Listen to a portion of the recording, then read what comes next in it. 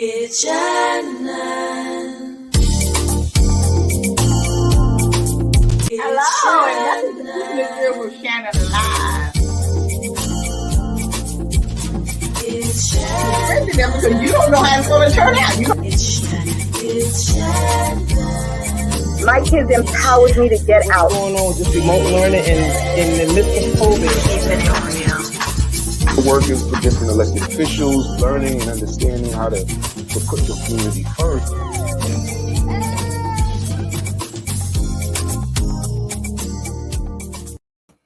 Hi, and welcome to Keeping It Real with Shannon tonight. Hello, ladies. How you doing? Hey.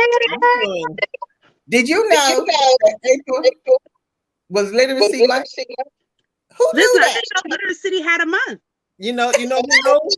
The ones that are broke all year long and they only realize when April comes. Oh, is that how come we broke every other month? Exactly. Well, hello. Thank you for joining us tonight. So what we want to do is get our financial house in order, and we're going to tell you how to do that. And Dr. Vanessa is going to walk us through. We want to talk about priorities. We want to talk about how we respect our money. We're going to talk about insurance. We're going to talk about leaving a legacy for our kids, because that's definitely important. That should be in our financial plan. So, Dr. Vanessa, what should we start with first? Well, first you start with prioritizing your money, right? People don't understand how to differentiate a want versus a need. So what they do is go and buy all the things they want, and they realize that the money for what they need. So a lot of them also are not familiar with how to budget properly. Okay, so they're not in this budget. They're not really sure how to leverage their money. But I do recommend what they should do is take an inventory of spending. I don't want to cut you off, but hold on, somebody's echoing. Check your computer and stuff to see who's echoing. Yeah, they can't have.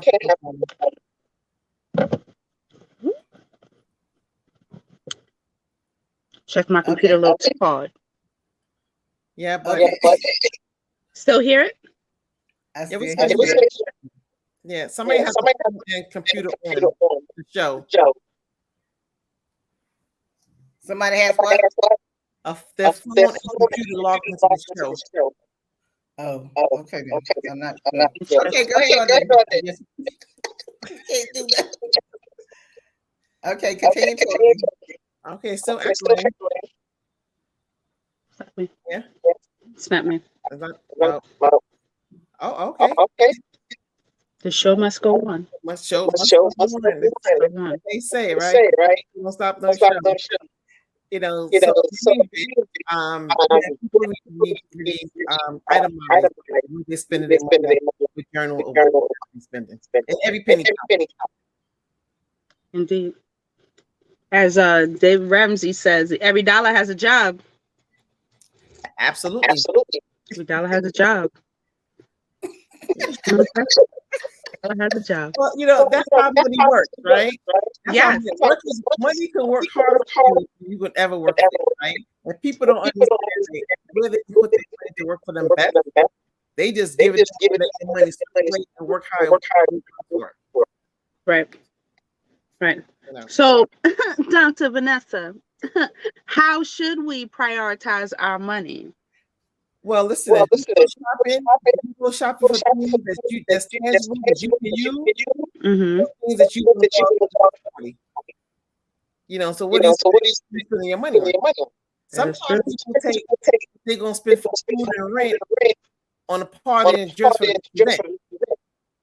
Okay, sometimes people sacrifice their food for the event because they want to be around. Yeah, that's... Yeah, but the thing about it is that even though we say prioritize, it's like I know that's what we're supposed to do, but sometimes it's really hard because we feel like sometimes why shouldn't I spend my money? I work for it, And I feel like, you know what, and that's fine. She works hard for her money. They made a whole song about it. But I think if you allow your necessities to suffer. That's where the problem happens. I mean, it's okay if you can go out and spend. Listen, I want to buy a new car. If you have it and everything else is paid for and taken care of, then, go ahead and do that. You want to buy a Louis Vuitton bag or Christian Louboutin shoes. If that's what you want to do, that's how you choose to spend your money, that's fine. But you have to make sure that, there's certain things that are taken care of. A lot of people, don't take into consideration. You have to pay yourself first. Absolutely. Percent. But one thing that my mentor said to me, if you can't hold the amount of money that you pay for that bag is not for you. And that was my mentor. Okay, this is messing up. This is really annoying me. I'm sorry, everybody, but we're having some technical difficulties here. I think we should cut, come back in a minute, and find out where this echo is coming from.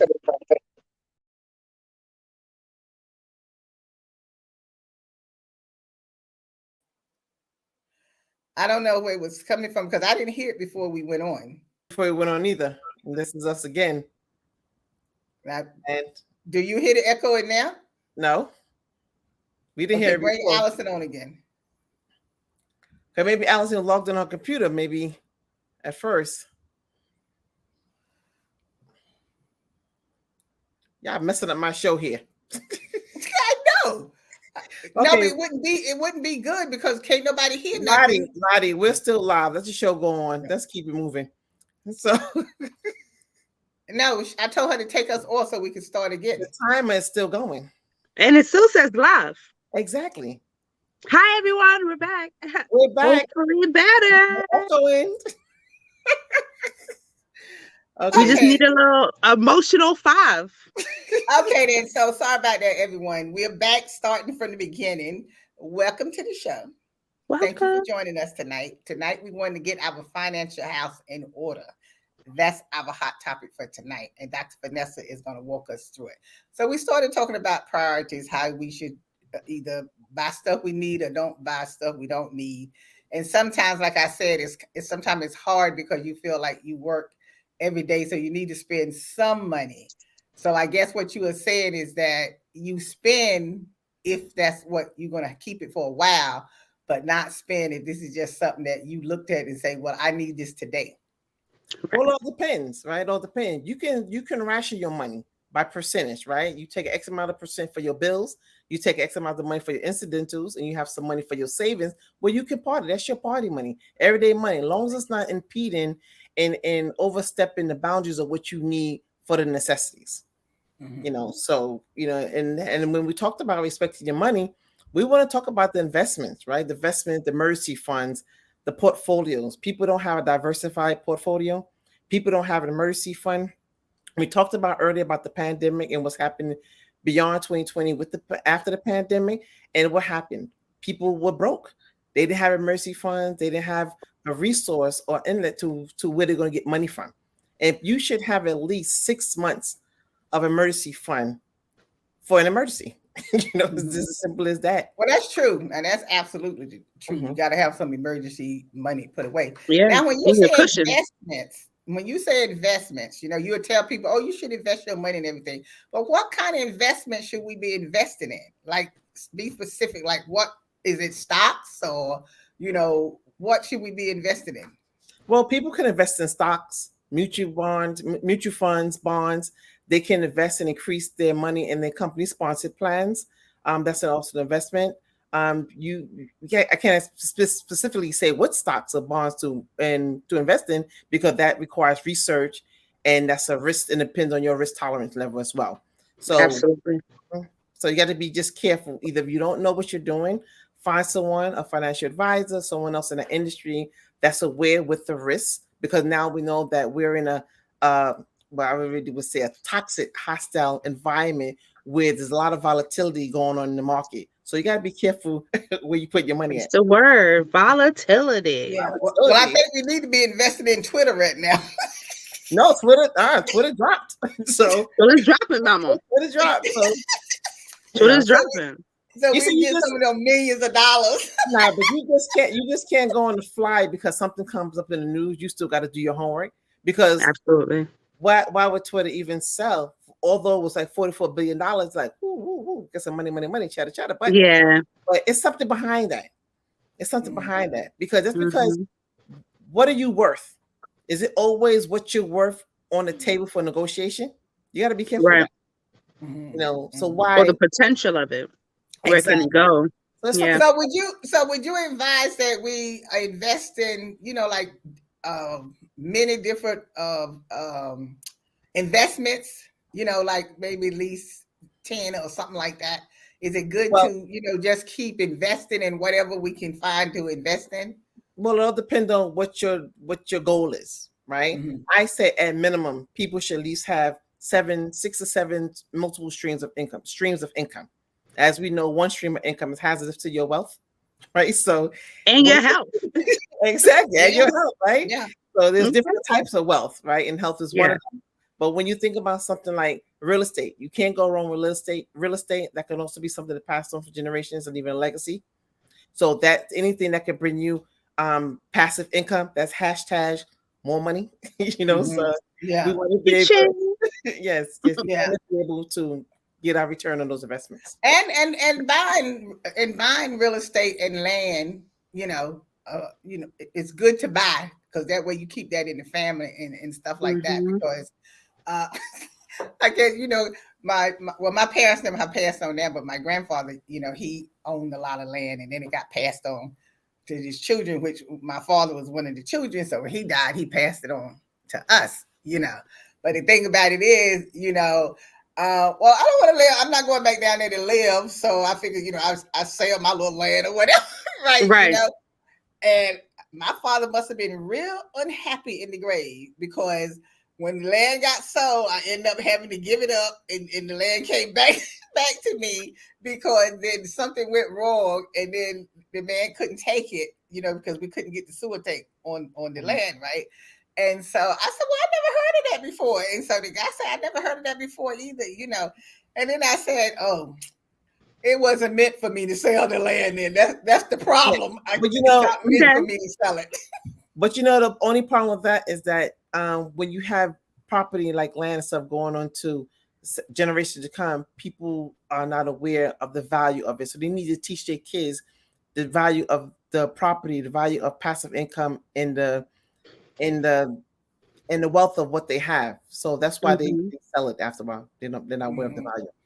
Yeah, that's true. But also too now, when we talk about like insurance, now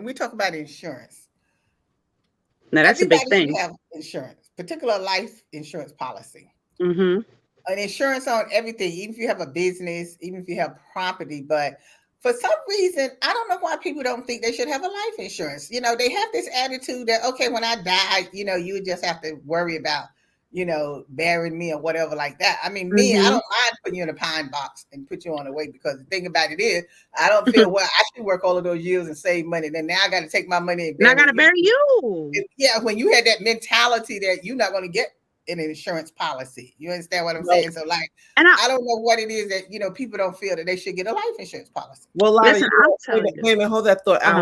We want to pick this up when we go to break? Yeah, this gonna get heavy. All right then, so we'll have to pick that up when we come back from break then. We'll be right back. It's Shannon. It's Shannon. When times get dark, we can't see the help that's all around us. Let 211 be your guiding light for help with food, healthcare, and other resources. 211, how can I help you? Call 211 or visit 211.org. 211, get connected, get help.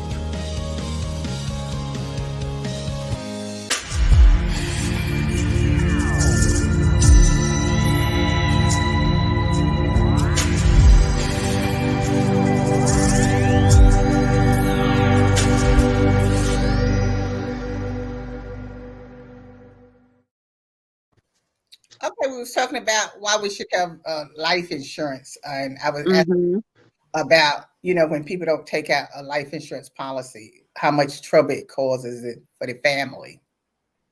Well, Mhm. the reality of that was when COVID hit. How many people the reality hit did not have insurance, and they did not have enough money to bury the individual, their loved one, and it turned, then GoFundMe became their life insurance policy. It is Yeah, not had just about GoFundMe funerals. exactly, and it's Yeah. not about, and it's not. I agree with you, Lottie. I'll say, it's not fair for everybody to work hard and didn't have to bury a loved one because they're being selfish. But it's not just life insurance that we think about with here and there. Mhm. We also think about the business insurance.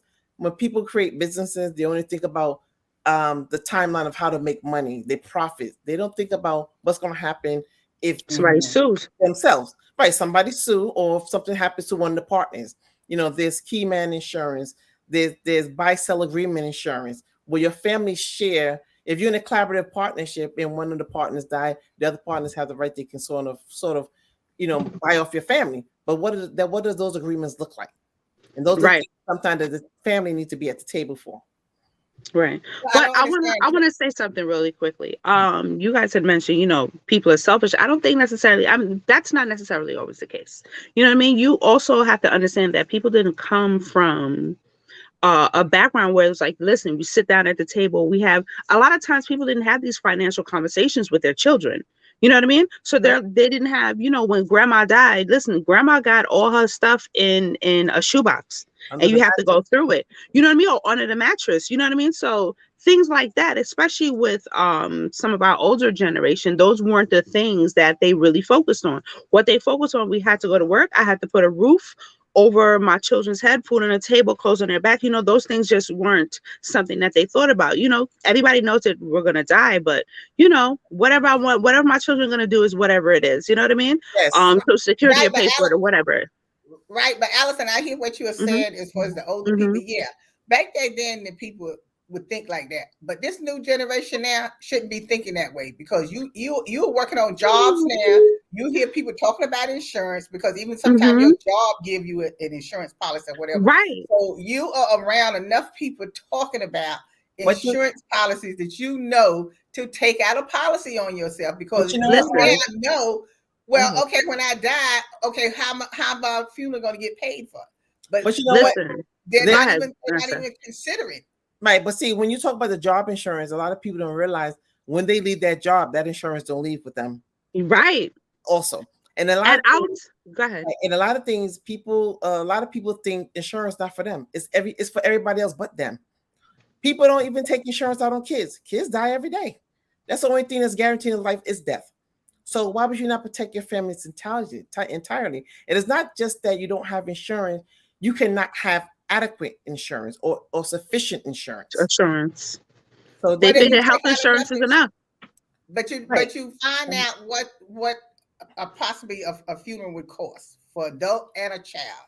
So at least you don't have to take out a whole amount where you leave them something, which if you do have the money to do it, you would. But if you just take out the minimum of what a funeral home would charge you, to either cremate you or bury you. Right. So if you can get something for $10,000, then that's what you take out is $10,000, Right. Because you can find out all of that now with the funeral home. And not only that, you can set up a plan with the funeral home. Right. But nowadays, yes, but nowadays too, like Allison said, that discussion is not at the dinner table. Right. So this is some of the things that's lacking. I mean, people think, oh, I can't afford insurance. You can't afford insurance if you're waiting to 50, 60, 70 years old trying to get it. Now you're on the other end, closer to that end of the tunnel. Right. So some insurance at 20, 30, some insurance better than no insurance. And sometimes people will get up to term, and which will give you more for less, but there's some insurance until they're in a better financial predicament to get more insurance. Right. But most people that's grown know that they need insurance. Yeah, but they so even though you might say, okay, people didn't sit down with you at the table and tell you need some insurance when you were small. That's different. But like now, you need insurance. But not everybody. But it's just because you don't want to spend the money to buy it. But the reality now only have brought awareness because of COVID. Right. Pandemic. That's when the wake up bulb came on. That's when people say, oh, that's that oh man, you know, Right. we got to get insurance. Right, because I will tell you that people think so, I've had these conversations with people my age, and they're like, listen, and again, it's not all of us, some of us, but it's listen, some of us is too much. So they're like, listen, so I'm giving this company money for the day that I die. What if I die at 70? What if I die at 90? You know what I mean? So I'm going to be paying all of this money for what? And then the question is, what insurance is best for me? Is it term? Is it whole? Some people say whole is a sham. Some people say all you need is term. You know what I mean? So the confusion around what insurance that you need, I think also too is a reason why a lot of people don't get it, because they don't know. And you Well, can't that's why educating yourself. Yes, let me just add Right. to it. Nowadays, educate yourself on these different things. Right. Nowadays, there's not one size to fit all, right? Right. Insurance companies today are now finding policies that are going to the age of 121 because people live much longer. Right. You got to see also what your budget is. Yes. What type of policy this fits for you. Right. And what are your goals and what you want to do. So Right. and that leads into our next discussion with wills and trusts. Right? How do we want to leave this policy? What do we want to do with the policy? What's our goal for that policy? And these policies, individuals use life insurance policies to build and leave generational wealth. This is their legacy. But who's right? Well, see people don't understand how important a will is, because if you don't have something in writing, especially when you have kids, Children, something that has to be divided, you don't know the trouble in the fight that comes when someone dies. And I don't know. That's when the bullshits come out, child. That's saying that when you die, it's true. Because if you don't put that bullshits come out, just put it on a piece of paper and take it and get it notarized. Put it on a napkin. This is what you want, or anything. Because it is amazing how people come out of the woodwork. And the children, even though the parent will be telling the child all along, well, you will get this, you will get that, or what. But when that time comes, it's like they never heard a word that the parent said. Or they never heard, like we not brothers and sisters anymore, and fight like I don't know what. But you know what they say, right? If you don't have a will, the state will have one for you. Oh, yes. They will have one for you. Oh, yes. But the thing about the fighting in the family, that's why it's so crucial now. That's why I say, see, I'm not going on that people can't educate themselves to find out information if you want to find it out. That's only if you want to find it out. I mean, how long have you been hearing about wills and trust and all that kind of stuff? Well, they heard about wills. Trust, at least get the will. No, but they don't really hear about trust. They hear about the will. Right. And back in the day, people just thought, that was for people who had money. That was for rich people. Exactly. Rich people who had money have wills. Okay. Oh, no. Have wills. They have trust. I don't care if you ain't got the 2 TVs in the house. You better say who get which TV. Okay. Because they'll be in there fighting over the TV. Down to the pit bull puppies, people know where my stuff is going. You understand what I'm telling you? Okay. This is what I'm saying. Down to the beta fish. It doesn't have to be a lot. Right. It's just, and then most of the time, those are the people that you didn't even see that much. Exactly. They didn't even come over to visit. They don't come over to see mother and father or whatever. Right. Absolutely. Here they come now. But how many people have trust in wills and they never go back to revisit? So you got births, you have deaths, you have marriages, divorces. So who comes up out the woodwork, but they never change these beneficiaries? Right. You have 4 children, but your will only mentioned the first 2. Or you have stepkids, and they feel they've been with you longer than your natural kid. Your regular kids. Or your natural kids don't care about you and your step-parents and your stepkids do. Case in point, my case. But anyway, okay. Well, this is what I'm saying. Let me tell you, I have seen so many fights at funerals. And I mean, sometimes it gets physical. When I say physical fighting at the funeral, after the funeral is over, when it's time to review and discuss, what people are looking for or whatever. But the thing about it is, it's like amazing when you see this happening with family. It's like no, it's not. Well, no, it's not. I'm saying, I know it's not, but I'm saying since I've seen it with my own eyes. People were fighting in my own family and stuff. When my grandparents died, I couldn't believe it. I was like, is this for real? I look for the casket jumpers. I'll be like, that one right there. That one's gonna start bowling on the casket. She gonna try to jump in the hole. Somebody grab her. But I want But to you- ask something real quick. Vanessa, one of our viewers wanted to know what is the difference between a will and a trust. Okay, the thing is that the will, that is Mhm. for one thing, will go to probate. It's a documentation of where you want your investments to go or your personal tangible item, but it will go to probate. That will go to the court. Everything get cleared through the court. But also Mhm. creditors have access if they want to put on a lien, to get their money On the back. estate. On the estate, exactly. A trust bypasses probate. Things go according to how it's planned. So it has this pros and cons between the two, and all of them Okay. also have those addendum with the healthcare proxy and your HIPAA forms. Those are also some attachment. But we're gonna I just So are want you saying that? Are you saying that she'll give us a signal? Are you saying that when you have a trust, right? That when something happens, they can't come after your excess because you have, a trust. well, they have different benefits and they weigh differently. The trust bypasses probate. So when Okay. people are saying when your will goes to probate, you still have to keep, if it's a property involved, you still have to keep up those mortgage payments. Probate is a minimum of 9 months, and you have to show that you've been paying it. What cases Right. there's a whole process to close Taxes the and all probate, that.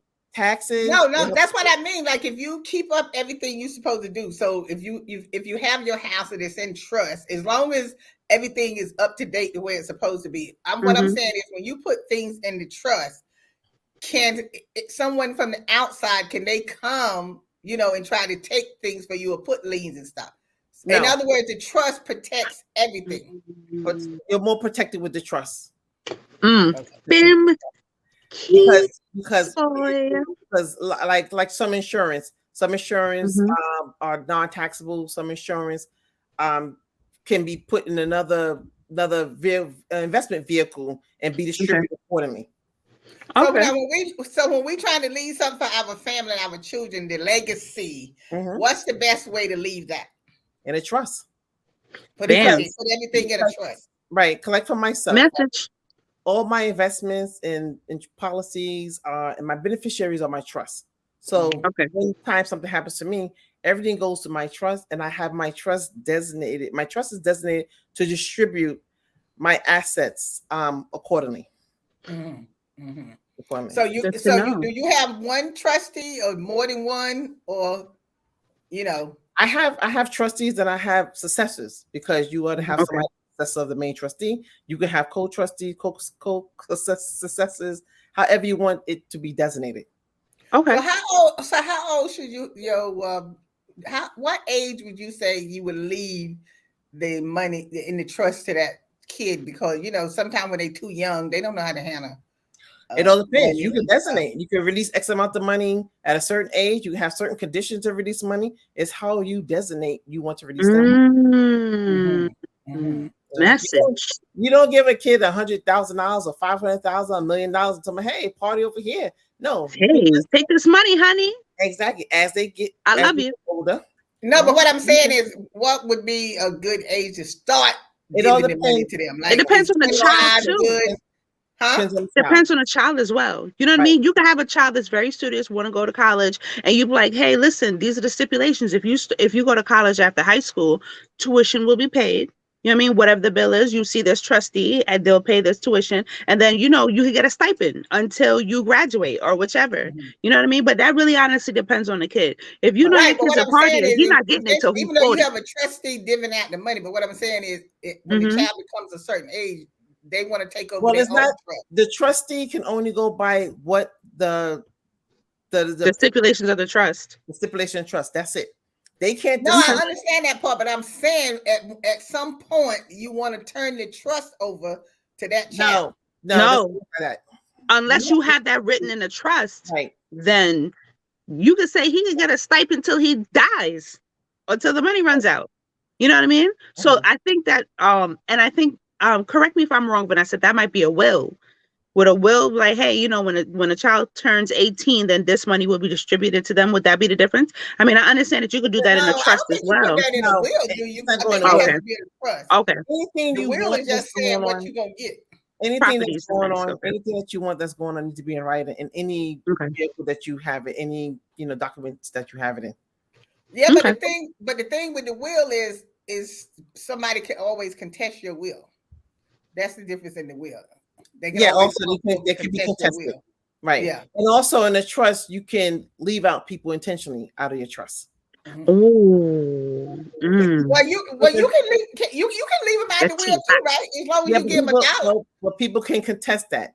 They can No, but as long as you give them $1, yeah, you can give them $1. You leave that's them what I'm something. saying. So they can't contest it.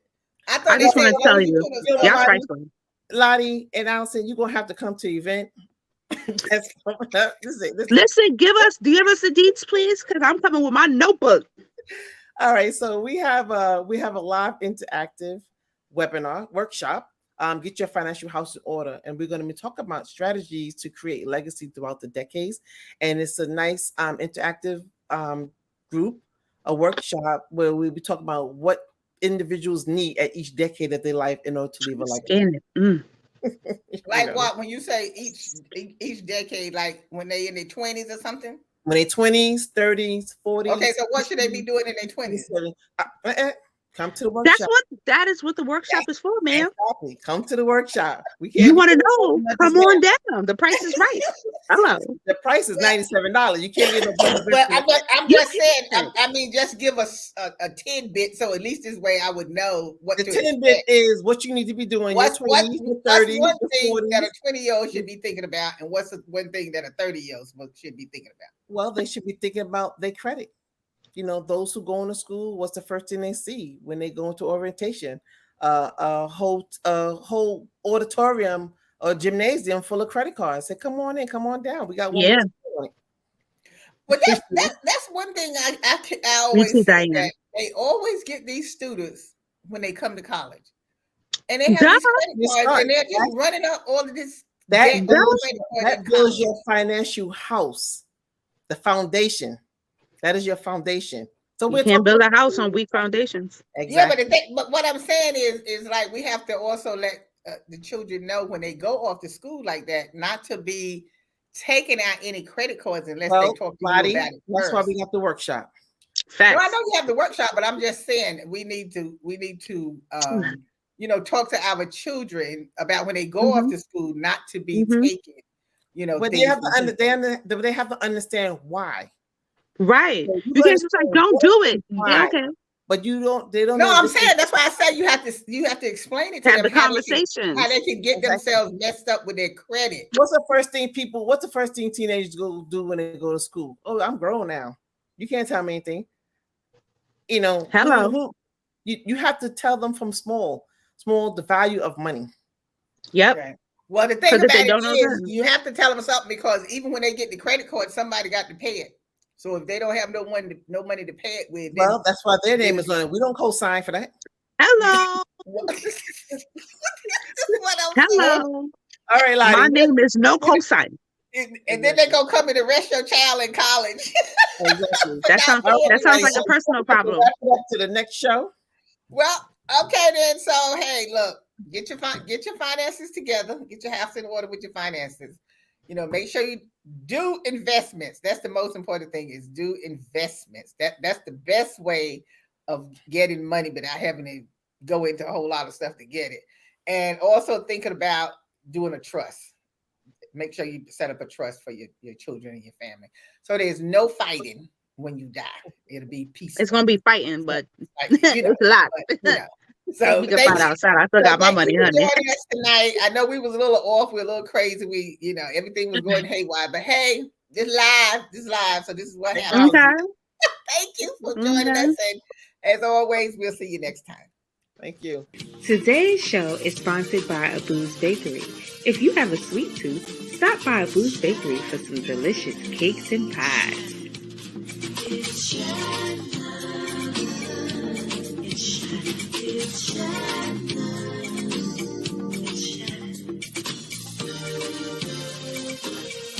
It's shine.